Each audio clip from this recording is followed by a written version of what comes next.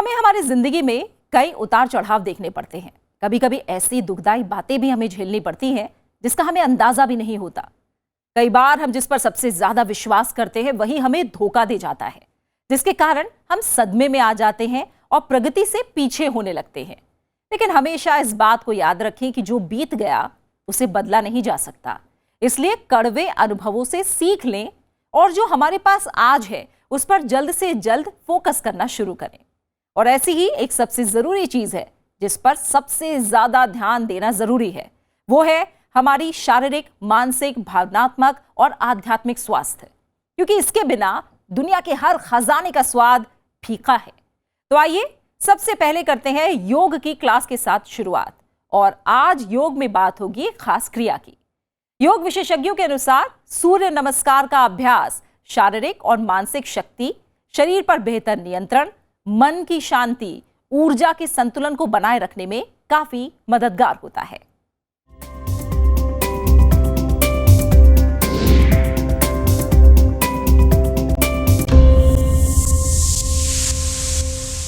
सेहत हजार नेमत, यानी सेहत सबसे बड़ा खजाना है। और आजकल जिस तरह से बीमारियां हमें जकड़ रही हैं, खास तौर से हम देख रहे हैं जो लाइफस्टाइल डिजीजेस हैं वो जिस तरह से हमें घेर रही हैं, ऐसे में सेहत का महत्व हमें और ज्यादा समझ में आने लगा है। लेकिन क्या इस महत्व को हम सही मायने में समझ रहे हैं? क्या 24 घंटों में से यानी दिन में से कुछ मिनट हम अपने लिए निकाल रहे हैं? ये सवाल खुद से जरूर पूछिए, क्योंकि आज हम एक बेहद कारगर, नायाब और सटीक तरीका संपूर्ण रूप से स्वस्थ रहने का आपके लिए लेकर आए हैं। आज के अंक में योग से निरोग में, योग की पाठशाला में आज हम बात करेंगे सूर्य नमस्कार की। और इसके बारे में बताने के लिए हमारे साथ जुड़े हैं योग गुरु ललित मदान जी। ललित जी, बहुत बहुत स्वागत है आपका। धन्यवाद प्रभु। तो ललित जी, आज हम बात कर रहे हैं सूर्य नमस्कार की, जिसे अपने आप में एक संपूर्ण व्यायाम माना जाता है। बिल्कुल। ऐसा क्यों? जी, आपने जिस प्रकार कहा सूर्य नमस्कार अपने आप में कंप्लीट व्यायाम क्यों है, उसके शब्द में ही छुपा हुआ है कि ये पूर्ण स्वरूप है। किस चीज़ का? सूक्ष्म व्यायाम, स्थूल व्यायाम आपने सीखे, आपने देखा पिछले एपिसोड्स में।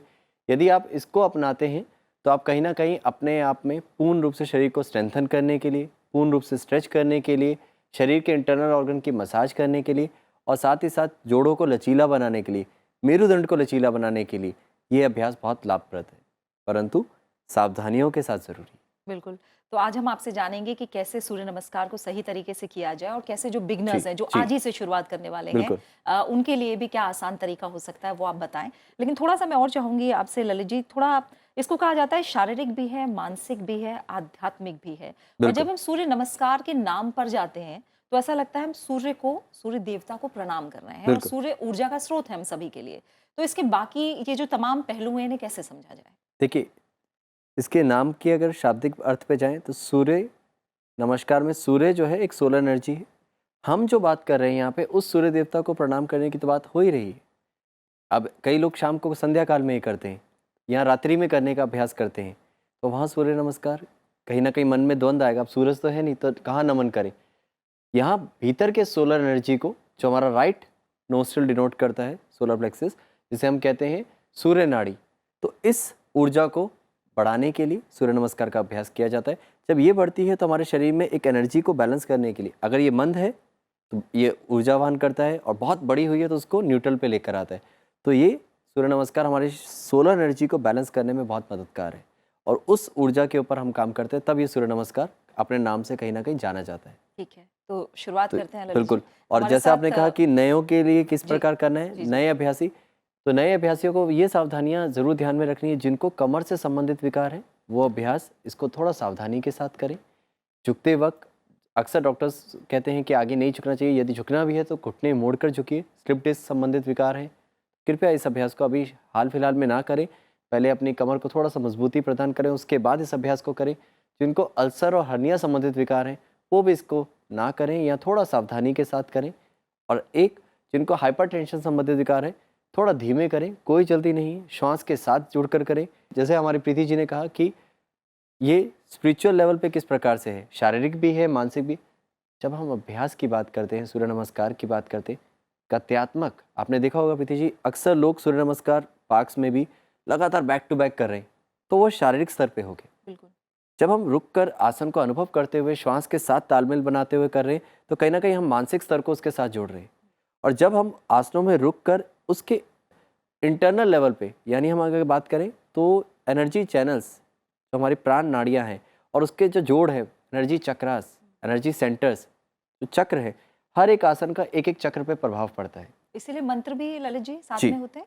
वो मंत्रों का उच्चारण बहुत इसमें लाभकारी है, परंतु अगर हम कहें कि सूर्य नमस्कार सबके लिए और कई लोग मंत्र के साथ नहीं करना चाहते, तो आप इस अभ्यास को एक व्यायाम के रूप में लीजिए, अपने शारीरिक, मानसिक और आध्यात्मिक स्तर पर लाभ लीजिए। बिल्कुल, और धीरे धीरे आप चाहें तो बिल्कुल। आध्यात्मिक स्तर पर बढ़िए। बिल्कुल। तो शारीरिक रूप से ये बहुत अच्छा और बहुत कारगर व्यायाम इसलिए कहा जाता है क्योंकि इसमें अलग अलग तरह के आसन हैं। बिल्कुल। जी इसमें पूर्ण रूप से अपने अपने मेरुदंड को आप आगे की और पीछे की ओर झुकते हैं, जी पूरा स्ट्रेच करते हैं, आपके पेल्विक रीजन का स्ट्रेच होता है, आपके आर्म्स का, आपकी लेग्स का पूरा स्ट्रेच होता है। बिल्कुल। आप अनुभव करेंगे जब साथ में करेंगे। बिल्कुल, तो सूर्य नमस्कार शुरू करते हैं और बिल्कुल। देखते हैं कि इसमें किस तरह से आसन समाहित हैं सूर्य नमस्कार में और कैसे ये पूरे शरीर का एक संपूर्ण व्यायाम माना जाता है। ललित जी। जी, तो सूर्य नमस्कार करने के लिए हमारे साथ आज एंकर भी हमारे साथ कर रहे हैं, हमारे लिए सौभाग्य की बात है। और मानवी जी हमारे साथ हैं जो डेमोन्स्ट्रेट करेंगे आपको सूर्य नमस्कार का पूर्ण स्वरूप। तो आप दोनों जन मैट के अग्रभाग पे आ जाएं, लगभग एक पंजे की दूरी रखते हुए।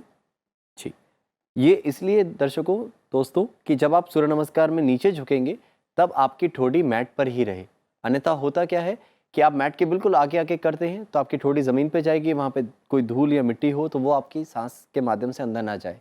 और दूसरा, मैट पे अग्रभाग में एक पंजे का अंतर यदि आप रखते हैं, देख पा रहे हैं, तो इतना अंतर से आपकी ठोड़ी उसमें ज़मीन पर ही आएगी और आपका पैर पीछे मैट से बाहर नहीं जाएगा। तो ये छोटी सी शारीरिक स्थिति है, प्रारंभिक स्थिति है, इसका ध्यान रखें। अब आरंभ करते हैं। दोनों हाथों को जंघाओं के पास रखें, पैरों में 2 से 3 उंगलियों का अंतर। शुरुआती साधकों के लिए ज़रूर पैरों में अंतर देना चाहिए, बाद में अभ्यासी पैर मिला के भी करते हैं। तो पैरों में 2 से 3 उंगलियों का अंतर बनाकर खड़े हो जाएं। ये सम स्थिति है। इस स्थिति में आपको शुरुआत में खड़े होना है, अपने आप को शिथिल करना है। अब श्वास के साथ तालमेल बनाते हुए सूर्य नमस्कार का अभ्यास प्रारंभ करते हैं। यहाँ से सांस भरते हुए दोनों हाथों को नमस्कार मुद्रा में जोड़िए। आपकी मध्यमिका उंगली ठोड़ी के पास ले जाएं और अंगूठे को कंठकूप से लगाने की कोशिश करें। कोहनियों को शरीर के समीप करें। कोहनियों को शरीर के समीप लाने का बहुत बड़ा महत्व है। कहा जाता है ये नमस्कार मुद्रा हमारे भारत देश की ही परंपरा है और ये सत्य है, इसका लाभ है। जब आप यहाँ दबाव देते हैं तो एक बात यह भी कहा जाती है, मनोवाह नाड़ी, मन को वहाने वाली नाड़ी, उस पर दबाव पड़ता है और मन एकाग्र होता है। तो बहुत महत्व है इन मुद्राओं के, इन स्थितियों के। तो अब यहाँ से ललित जी, इसमें आंखें बंद रखनी है या आप नए अभ्यासी के लिए तो आंखें हर उसमें खुली रखनी है। ठीक है। पुराना अभ्यासी भी आंखें खोल के करता है या बंद करके जब परिपक्व हो जाए। जी। तो सांस भरते हुए दोनों हाथों को अब यहाँ से ऊपर ले जाएं, सामने से पूर्ण रूप से ऊपर ले जाइए। आपके हाथों और कानों की दोस्ती करानी है दोस्तों, और धीरे से शरीर का ऊपरी भाग आप देख सकते हैं। एक साधक जो हमारे एक डेमोन्स्ट्रेटर हैं वो बहुत अच्छे स्तर पे बैंड कर रहे हैं, परंतु आपको इतना नहीं करना, आपको हल्का सा पीछे झुकना है। सांस छोड़ते हुए सीधी कमर के साथ, you have to bend from your lower back, आपको सीधी कमर के साथ झुकना चाहिए। अगर आपको लगता है आप ऐसे नहीं झुक सकते, you can bend your knees, आप अपने घुटनों को हल्का सा मोड़ लीजिए। कईयों के लिए ज़मीन छूना उतना सहज नहीं होता है। जी, इस स्थिति को पादहस्तासन। अब धीरे से दाहिना पैर पीछे लेके जाइए, take your right leg back, अश्व संचालन। एक ऐसी स्थिति जिसमें आप कहीं ना कहीं तैयार है दौड़ने के लिए।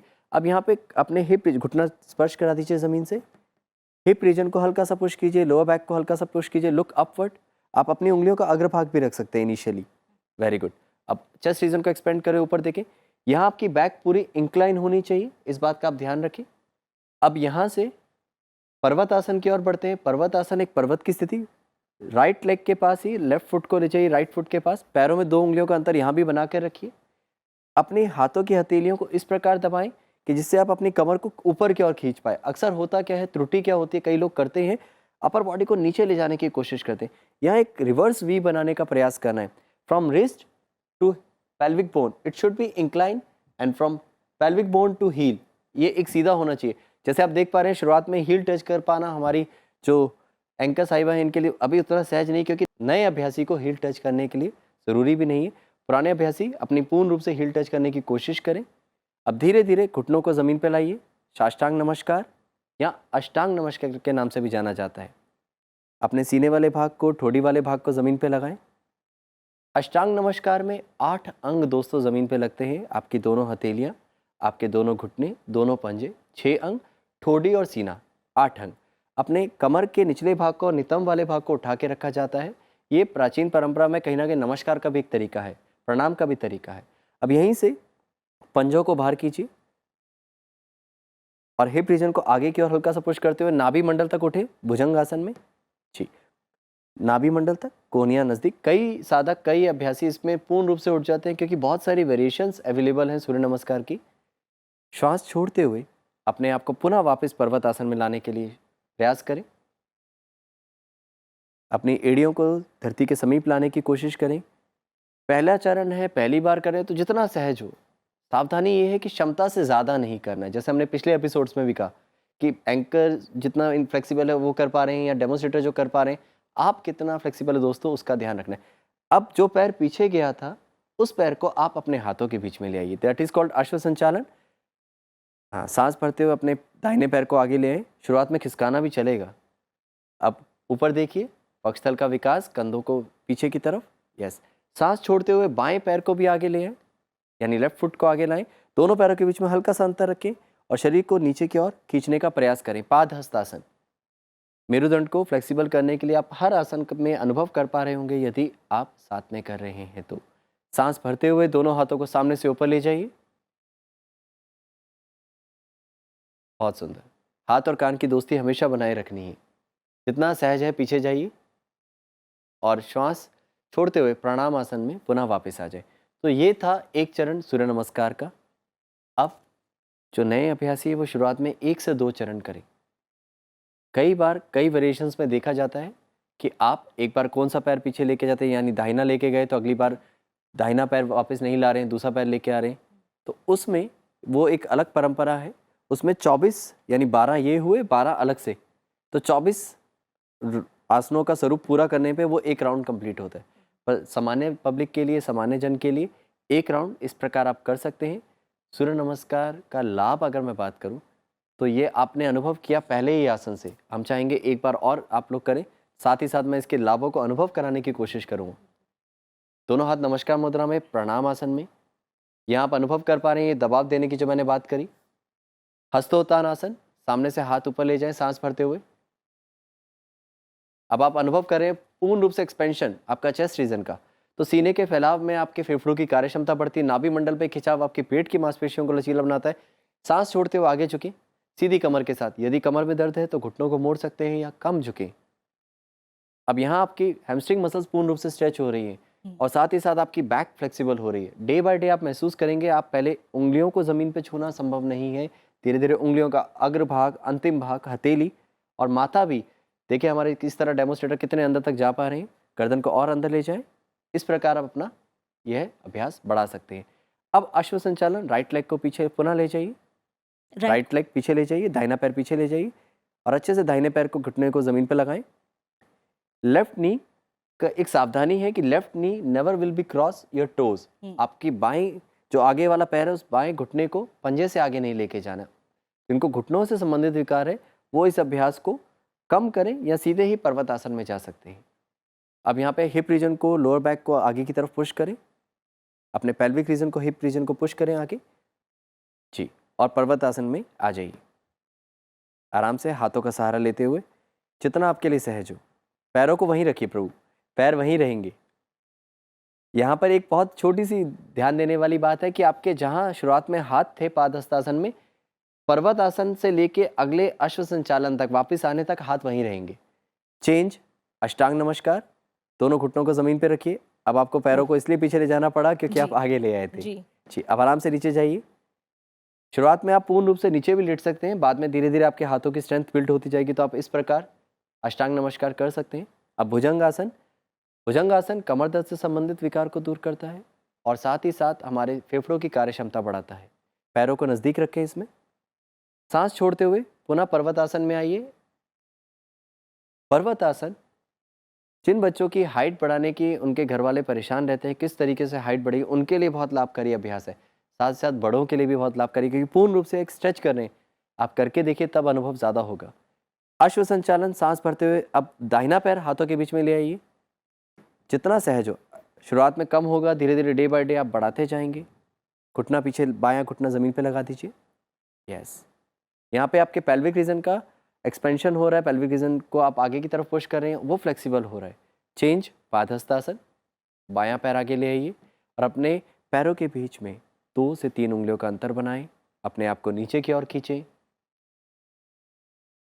और सांस भरते हुए धीरे धीरे दोनों हाथों को सामने से ऊपर की ओर उठाएं। सीधी कमर के साथ हाथ और कान की दोस्ती मत जी। भूलिए। चाहिए पीछे, हथेलियां सामने की ओर, जितना शरीर अनुमति दे, और धीरे से वापस आ जाएं प्रणाम आसन में, नमस्कार मुद्रा में। और सांस भरते हुए हाथ ऊपर और सांस छोड़ते हुए हाथों को नीचे ले आएं, विश्राम करें। अब क्या हमें ये बताने की आवश्यकता आपको लग रही है कि क्या क्या बेनिफिट मिल सकते हैं और कितना स्ट्रेच आपने अनुभव किया? मुझे लग रहा है कि दिल के लिए तो अच्छा है ही, क्योंकि रक्त संचार आप देख सकते बिल्कुल। हैं कि बढ़ा है। बॉडी पोस्चर अपने आप में ही सही होगा, क्योंकि आपने अलाइनमेंट पे हाथों काम के किया। मूवमेंट से लेकर हमने पूरा स्पाइन और लेग सब पे बिल्कुल काम बिल्कुल किया है। बिल्कुल, पूरी बॉडी का स्ट्रेच है और जी। फेफड़ों का एक तरह क्षमता से बात करें तो क्षमता अपने आप ही बढ़ेगी। तो मुझे लगता है इसीलिए इसको संपूर्ण व्यायाम व्यायाम कहा कहा जाता जाता है, है। बिल्कुल। और यहाँ पे आपको सांस का बहुत ध्यान देना है। बहुत सरल स्वरूप में हम सांस को बता दें, कई बार अक्सर लोग भूल जाते हैं। जब भी आपको आकाश की ओर जाना है तो आपको सांस को ग्रहण करना है, सांस लेना है। धरती की ओर जब आप आ रहे हैं, सांस को छोड़ना है। और जब एक ऐसी स्थिति आती है जब आप बिल्कुल धरती के समीप हैं, जैसे साष्टांग नमस्कार छठी पोजीशन जो है, वहाँ आप सांस को क्षण भर के लिए होल्ड भी कर सकते हैं या नॉर्मल रख सकते हैं। नए अभ्यासी नॉर्मल रखें, बाकी जन अपना होल्ड रख सकते हैं। और इस तरीके से अगर यदि आप मित्रों करते हैं तो आप इसका ज़्यादा लाभ ले पाएंगे। अगर मंत्रों की तरफ हम थोड़ा सा बढ़ें, जी। आपने हमें बताया कि जो जितना क्षमता के अनुसार मुड़ पाए पहले उतना मुड़े, और धीरे धीरे करके वो अपने आप ही चेंजेस बिल्कुल महसूस करने लगेंगे, बिल्कुल फ्लेक्सिबिलिटी बिल्कुल बिल्कुल बढ़ेगी। जी। अब जो इससे भी आगे जाना चाहते हैं, मंत्र जो साधना के स्तर समझना पे, चाहते साधना के हैं, स्तर पे जाने जी, तो कुछ एक उनके लिए मंत्रों क्या है? का, इसमें 12 मंत्र हैं। 12 मंत्र जो है हर एक आसन का एक मंत्र है। जैसे अगर मैं बात करता हूँ, पहला आसन प्रणाम आसन, तो नमस्कार मुद्रा धारण करें। मेरे डेमोस्ट्रेटर जो हैं एक बार करके दिखा दीजिए, हमारे जो सहकर्मी हैं। यहाँ प्रणाम आसन का जो एक मंत्र आता है, ओम मित्राय नमः। तो यहाँ आपको मानसिक स्तर पे जाप करना है। अक्सर देखा जाता है लोग 12 के 12 मंत्रों को पहले ही जाप कर लेते हैं, उसके बाद सूर्य नमस्कार का पूरा राउंड करते हैं, वो भी एक तरीका है। और अन्यथा आप मानसिक स्तर पे यहीं पे जाप किया, ओम मित्राय नमः, एक लय में। हस्तोत्थानासन, ओम रवये नमः। पादहस्तासन, ओम सूर्याय नमः। अश्व संचालन, ओम भानवे नमः। पर्वतासन, ओम खगाय नमः। अष्टांग नमस्कार, ओम पूष्णे नमः। भुजंगासन, ओम हिरण्यगर्भाय नमः। पर्वतासन, ओम मारीचे नमः।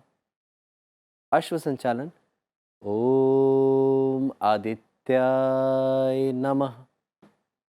पादहस्तासन, ओम सावित्रे नमः। हस्तोत्थानासन, ओम अर्काय नमः।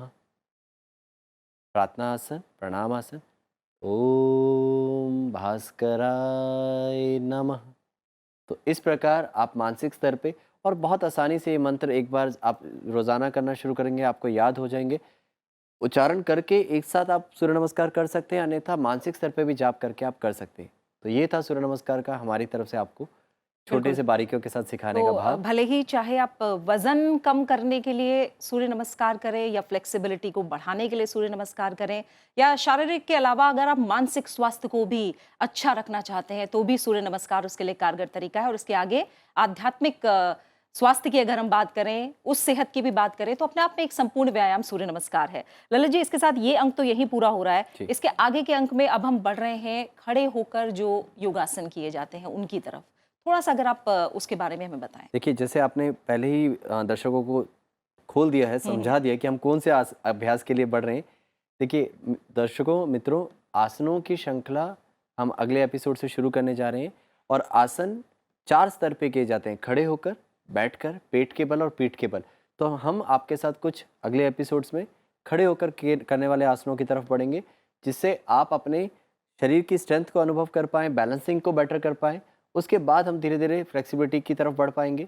आप अनुभव करेंगे कि स्टैंडिंग सीरीज देखने में ईजी है परंतु करने में उतनी ही मुश्किल है। बिल्कुल। और इन आसनों को करके हम शुरुआत करेंगे आसान जो आसन है उनके साथ, उसके आगे जाकर हम जो कठिन आसन है उनकी डगर भी धीरे धीरे तय करते जाएंगे। इसलिए अगले अंक में हमारे साथ जुड़ना मत भूलिएगा। फिलहाल के लिए इतना ही।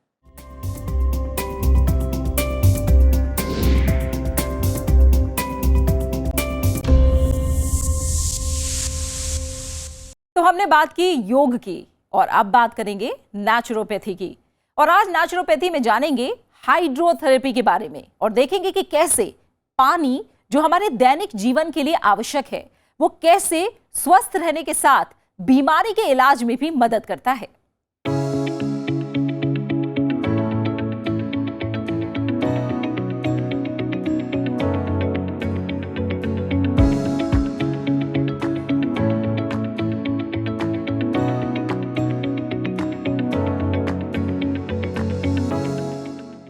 प्रकृति पर्व में आज जानेंगे हाइड्रोथेरेपी के बारे में। इसके बारे में हमारी जानकारी बढ़ाने के लिए आज हमारे साथ जुड़ रहे हैं डॉक्टर डी सत्यनाथ। आप national institute of naturopathy Pune के सीनियर मेडिकल ऑफिसर हैं। नमस्कार डॉक्टर, बहुत बहुत स्वागत है आपका संसद टीवी पर। नमस्ते डॉक्टर, सबसे पहले आपसे जानना चाहेंगे कि हाइड्रोथेरेपी क्या है। नेचुरोपैथी पंच तत्वों पर आधारित है, तो हमारे दर्शकों को ये भी बताएं कि हाइड्रोथेरेपी में किस तत्व का इस्तेमाल होता है। As you could understand, the term hydrotherapy is of two words, that is hydro and therapy. So hydro refers to water and therapy is the treatment. So using water for the treatment purpose is defined as hydrotherapy. In hydrotherapy, we predominantly use the properties of water for treating the human ailments. The use of hydrotherapy dates back to ancient civilization from Egypt, Rome, as well as in India. The father of the medicine, that is Dr. Hippocrates, he has very clearly mentioned the use of water for treating the human ailments. Hydrotherapy में जो उपचार की प्रक्रिया है उसमें पानी का इस्तेमाल किस तरीके से किया जाता है? क्या हम घर पर भी पानी के जरिए प्राकृतिक तौर पर कुछ उपचार कर सकते हैं? As we go through this hydrotherapy, we could notice there are variety of applications. For example, if we take the example of temperature of water, we have three main categories, that is cold, hot and neutral. The simplest example is whenever we have a small injury, a cut over the finger, we immediately expose our finger to the cold water or to the ice available in the fridge. What does this do? This is the basic, the commonest application of hydrotherapy in every home. Similarly, as we come back after a strenuous work, we all have a small splash of cold water on the face. What does it do? And when someone goes unconscious, the first remedy to do is splashing the cold water on the face. So here we should understand that the cold temperature of the water carries a therapeutic benefit on the human body. बिल्कुल doctor, हम घर पर ही रसोई में जलने या cut लगने पर आइस का प्राथमिक चिकित्सा के तौर पर इस्तेमाल करते हैं और वो वाकई में बहुत इफ़ेक्टिव होता है। साथ ही जैसा कि आपने बताया कि थकान से आराम पाने के लिए और अनकॉन्शियस व्यक्ति को होश में लाने के लिए भी हम पानी ही उपयोग में लाते हैं। इन सब गतिविधियों में हम या तो ठंडे पानी या फिर नॉर्मल पानी का इस्तेमाल करते हैं, लेकिन डॉक्टर गर्म पानी को कैसे प्राकृतिक उपचार में शामिल किया जा सकता है? As we move into winter season, we all prefer warm water or the hot water. Why so? All the joints of the human body are into a kind of stiffness with cold temperatures. So to combat it, we all prefer having a hot water shower or a hot water bath. This says that the joints are relieved from the stiffness due to the atmospheric influence of the cold temperature. जी doctor. One more thing to be noted with the application of water is it avoids the gravity. I mean to say, the influence of gravity will not be there once we are under the level of water. So this is an important application where whenever we are submerged at the water, below the surface of the water, our body doesn't have the influence of gravity, thereby the joints, the muscles are completely free from it, from the influence of gravity. So this is a very important point to be noted when we want to train or rehabilitate the joints. धन्यवाद doctor Satyanath हमसे जुड़ने के लिए और जल चिकित्सा के विभिन्न पहलुओं पर बात करने के लिए।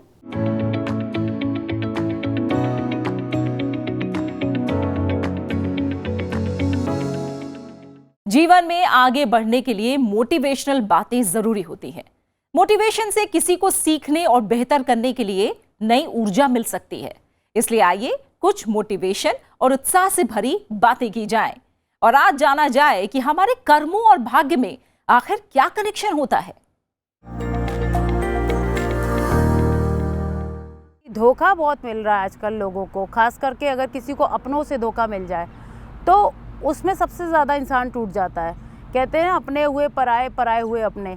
तो ऐसी सिचुएशन में बहुत सारे लोग होते हैं जो अपनी पीड़ा बहुत खुल के कह भी नहीं पाते। वहाँ उस सिचुएशन, बाहर तो इंसान लड़ लेता है, लेकिन अपनों से ही धोखा मिल जाए तो उस सिचुएशन से कैसे वो बाहर निकले। टूटेगा वही इंसान जो पहले से इस बात के लिए तैयार नहीं रहता है। आपको पहले से अपने आप को प्रिपेयर रखना पड़ेगा कि दुनिया है, ये दुनिया में धोखे मिलना या साथ छोड़ देना ये बहुत नॉर्मल है और ये होता ही है। मैं कथाओं में एक बात कहती हूँ कि बिक रहा था संसार के बाज़ार में मेरा लहू और पीछे मुड़ के देखा तो खरीदार मेरे अपने ही थे। ये दुनिया ऐसे ही चलती है, इस दुनिया का कोई चलने का और रूल नहीं है। यहाँ लोग अपने बारे में सोचते हैं और इसके लिए हमें अपने आप को पहले से प्रिपेयर रखना पड़ेगा कि कभी भी कहीं भी किसी भी रिश्ते में धोखा मिल सकता है।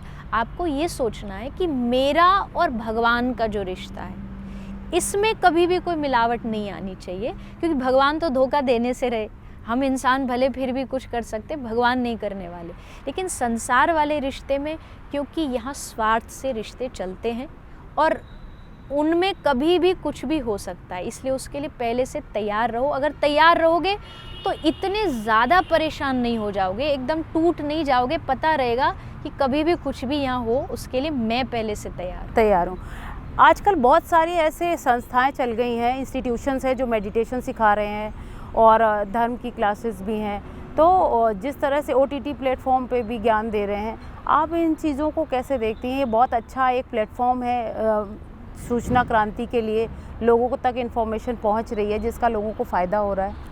जी, अच्छा है। इन्फॉर्मेशन लोगों तक ऑनलाइन के माध्यम से, सोशल मीडिया, OTT सबके माध्यम से जा रही है। लेकिन मुझे लगता है ना कि एक होता अच्छी बातें करना। अच्छी बातें कोई भी कर सकता है, ये बहुत आसान है। अच्छी बातें बोलना ये कोई बड़ी बात नहीं है। लेकिन जब आप किसी पहले की जो हमारी सनातन परंपरा थी उसमें बच्चों को गुरुकुल भेजते थे, सामने बैठो गुरु के चरणों में बैठो और वो आपको फिर अपने सामने रह कर के सिखाया करते थे, तो उससे फिर फिसलने के कोई चांसेस नहीं है। तो अगर आज भी ये सिस्टम है, अगर आप चाहते हैं कि आपको इन्फॉर्मेशन OTT के माध्यम ऑनलाइन से मिल रही है, बहुत अच्छा है। लेकिन इसका मतलब ये नहीं है कि आप असल ज़िंदगी में फिर किसी गुरु, किसी मेंटोर या किसी संत का सानिध्य ना लें, वो बहुत ज़रूरी है। अब डायरेक्ट टू डायरेक्ट जब कनेक्शन रहेगा ना किसी मेंटोर से आपका, आप जा कर के उनके संपर्क में थोड़ा बैठेंगे, संतों के चरणों में बैठोगे, तो कई बार ऐसी चीज़ होती है ना जो कहने से भी नहीं मिलती, बस देखने से मिल जाती है। किसी पहुँचे हुए संत ने तुम्हारे सर पे हाथ बस रखा और चीज़ें अपने आप बन जाएंगी। तो दोनों ही चीज़ें हैं। जिसके पास ऐसा कोई डायरेक्ट मेंटोरशिप नहीं है तो वो इन्फॉर्मेशन ऐसे ले सकता है, बट है तो वहाँ ज़रूर जाना चाहिए। तो इसी के साथ आज हेलो जिंदगी में फिलहाल इतना ही। अगले अंक में फिर होगी मुलाकात। तब तक मुस्कुराते रहिए और रखिए अपना अच्छे से ख्याल। नमस्कार।